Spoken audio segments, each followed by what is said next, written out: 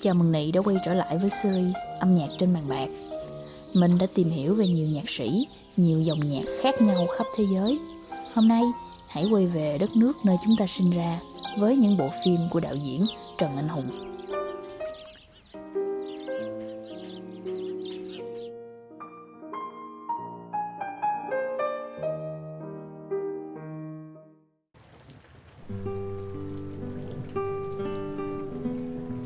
Những khung hình đẹp như tranh, những đoạn thoại ngắn ngủi, những âm thanh đời thường nhưng đầy cảm xúc. Đó là vài dòng miêu tả về phim của Trần Anh Hùng. Phim của ông không có một cốt truyện kịch tính, đôi khi chỉ là một câu chuyện đời thường, được nghệ thuật hóa để mang lại những cảm xúc không thể gọi tên. Và vì lẽ đó, âm nhạc trong phim của ông cũng khác thường và khó lý giải. Việc sử dụng âm nhạc trong phim của Trần Anh Hùng nhìn chung vẫn rất hạn chế. Ông chỉ sử dụng âm nhạc ở những cảnh đắt giá, còn lại đa phần là những âm thanh đời thường xen lẫn lời thoại. Thay vì dùng âm nhạc để đẩy mạnh hay tạo ra cảm giác, ông dùng nhạc để tạo ra sự đồng điệu giữa người xem và những điều xảy ra trên màn ảnh. Do đó, trong phim của Trần Anh Hùng, ranh giới giữa âm thanh và âm nhạc thường được xóa nhòa để khán giả có thể sống trong trải nghiệm cùng với nhân vật. Để hiểu thêm về vẻ đẹp trong âm nhạc của phim Trần Anh Hùng, mình hãy phân tích bộ 3 phim Việt Nam sau: Mùi đu đủ xanh, Mùa hè chiều thẳng đứng và Xích lô.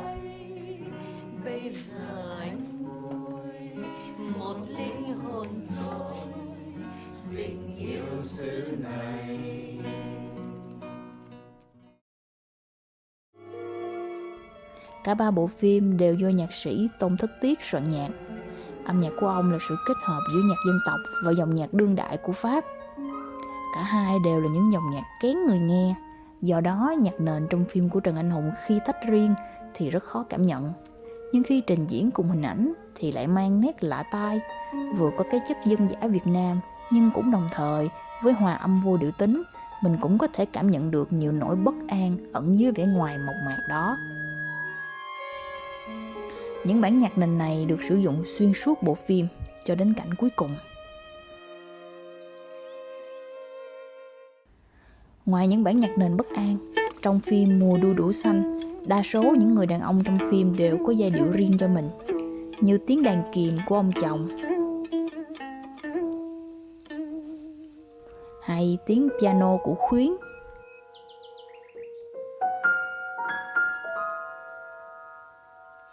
Nhưng trái lại, phân cảnh của những người phụ nữ lại không có âm nhạc.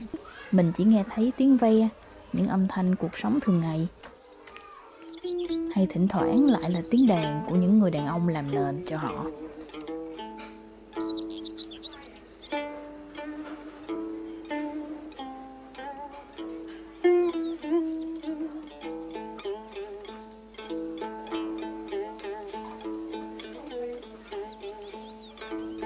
Một chi tiết nhỏ nhưng đã thể hiện vị trí và số phận đáng thương của những người phụ nữ trong bộ phim. Bộ phim được chia thành 2 phần. Lúc đầu phim, khi Mùi còn ở nhà bà chủ, từ bối cảnh, trang phục đến âm nhạc đều đậm chất truyền thống, với những khúc đờn ca tài tử của người chồng. Âm nhạc góp phần tô đậm thêm hình ảnh người phụ nữ Á Đông cam chịu, tần tảo trong bi kịch gia đình. Nửa sau phim, khi Mùi đến nhà Khuyến, mọi thứ thay đổi. Bối cảnh Tây Phương, những bản nhạc piano xuất hiện, và hình ảnh người phụ nữ cũng thay đổi, điển hình như cô người yêu tự tin, bạo dạn của Khuyến. Trong đó có cảnh Mùi trang điểm trên nền nhạc Clair de Lune của Debussy, là một cảnh phim rất thơ và giàu tính ẩn dụ.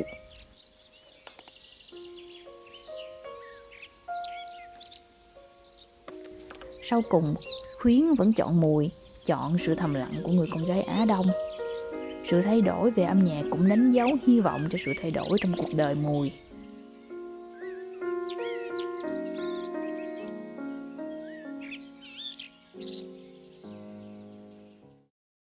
Trong bộ phim Mùa hè chiều thẳng đứng, âm nhạc được giản lược đến mức tối đa, chỉ còn là những bài hát đại diện cho 3 chị em gái. Bản nhạc Cuối cùng cho một tình yêu đại diện cho tình yêu của người chị cả Sương, với những vụn vỡ không thể hàn gắn cho cả hai mối tình.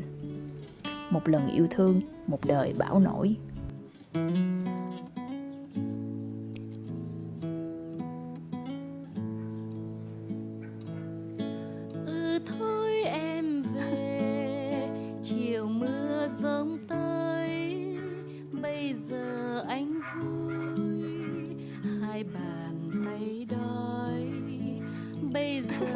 anh hôi, hai bàn chân mỏi, thời gian nơi đây. Bản Nắng Thủy Tinh của Khanh lại đại diện cho tình yêu của cô dành cho chồng. Cỏ cây chợt lên màu nắng,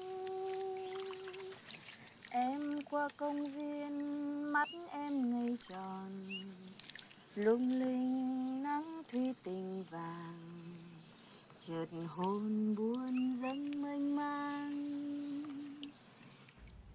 Còn cô em gái út ngây ngô lại gắn liền với những bản nhạc ngoại quốc Pale Blue Eyes và Coney Island Baby.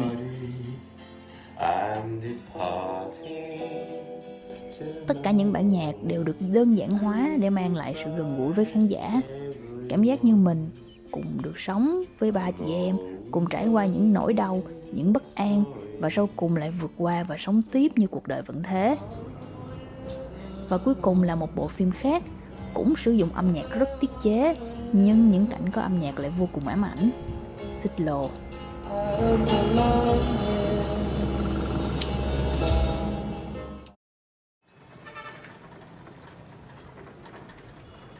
Tương tự như hai bộ phim Mùa hè chiều thẳng đứng và Mùi đu đủ xanh, những âm thanh xô bồ của cuộc sống cũng được hòa lẫn cùng âm nhạc trong bộ phim này. Tuy vậy, nhưng chính những âm thanh hỗn tạp đó lại là chất xúc tác cho âm nhạc thăng hoa trong những khoảnh khắc nhất định. Một bộ phim đen tối với sự tương phản giữa cái đẹp của âm nhạc và bạo lực. Hỗn độn trong khung cảnh hiện thực thô nháp là những câu hát ngọt ngào hiện lên trong những khúc quanh sau những đợt chuyển máy đột ngột. Như trong phân cảnh sau, giữa cái khói bụi ồn ào của phố phường, bản Nắng chiều của Lê Trọng Nguyễn lại vang lên.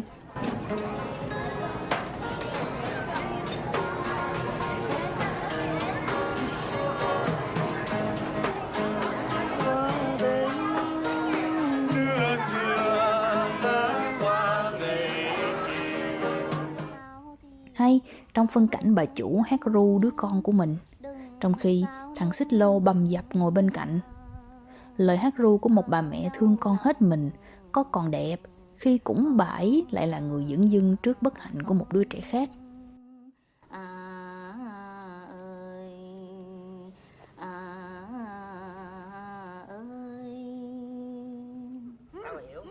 Hay tiếng ru nỉ non, gió mùa thu mẹ ru mà con ngủ của gã đồ tể chuyên nghiệp trước khi kết liễu kẻ thù. Hóa ra khúc hát nuôi con người trưởng thành cũng có thể trở thành một bài ca tang tóc.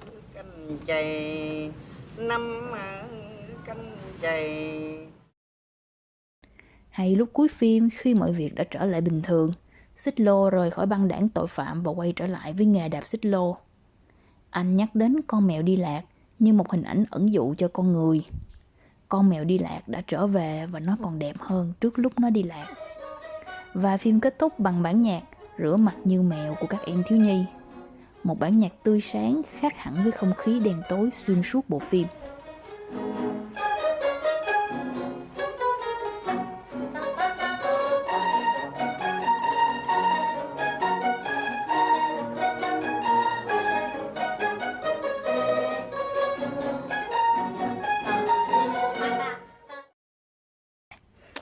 Một trong những cảnh phim thể hiện rõ sự trái ngược giữa cái đẹp và hiện thực tối tăm là cảnh tên giang hồ chỉ xích lô cách bắn súng.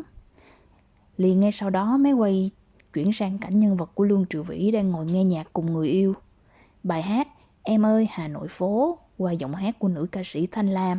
Lúc này tuy đơn giản, không cầu kỳ nhưng lại cực kỳ tình cảm. Mày đã nghe những bài hát đó bao giờ chưa? Dạ chưa.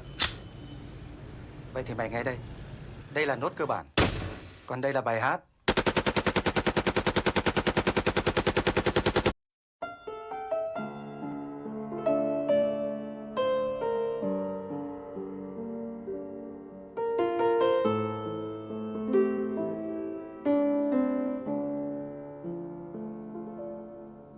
Em ơi Hà Nội phố,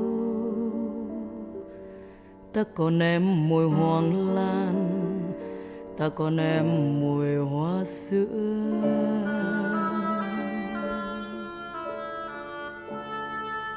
Con đường vắng xì xào cơn mưa nhỏ, ai đó chờ ai tóc xõa vai mềm. Trong những cảnh quay đó thật khó để nói điều gì bổ trợ cho điều gì, âm thanh bổ trợ cho hình ảnh hay ngược lại. Cái đẹp của âm nhạc trong phim này là sự trái ngược với hiện thực nhem nhuốc, tối tăm mà nhân vật phải trải qua.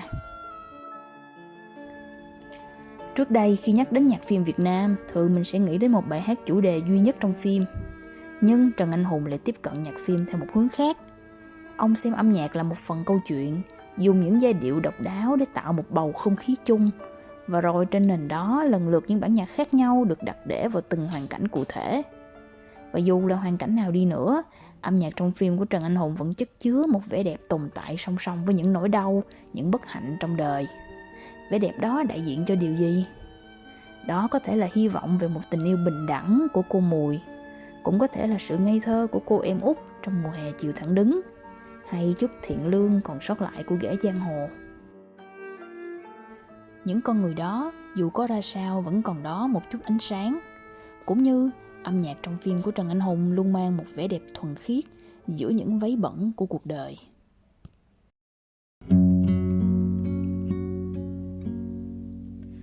Ta thấy em trong tiền kiếp với cọng buồn cỏ khô. Ta thấy em đang ngồi khóc khi rừng chiều đổ mưa. Rừng thu la úa em vẫn chưa về. Rừng đông cuốn gió em đứng bơ vơ.